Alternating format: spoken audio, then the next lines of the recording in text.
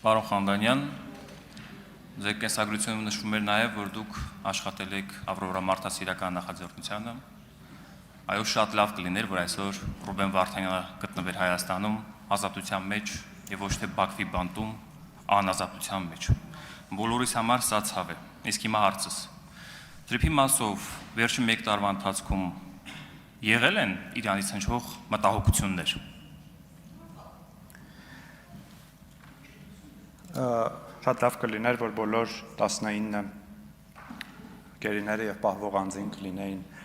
ազատության մեջ, իսկապես։ Ինչ վերաբերում է մտահոգություններին,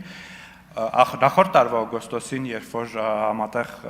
խաղաղության հռչակագիրը ստորագրվեց, այո, Իրանի որոշ պաշտոնյաներ հայտնեցին մտահոգություններ, բայց դրանից անմիջապես հետո մենք շատ ակտիվ աշխատել ենք մեր Իրանի գործընկերների հետ։ Ես հիշում եմ, որ այդ օրերին փոխարտգործնախարարը մեկնեց Իրան եւ հանդիպումներ ունեցավ, հետո նաեւ երկրների ղեկավարների մակարդակում է քննարկումներ եղել եւ դրանից հետո կարծում եմ այդ մտահոգությունները պետք է համարել փարատված։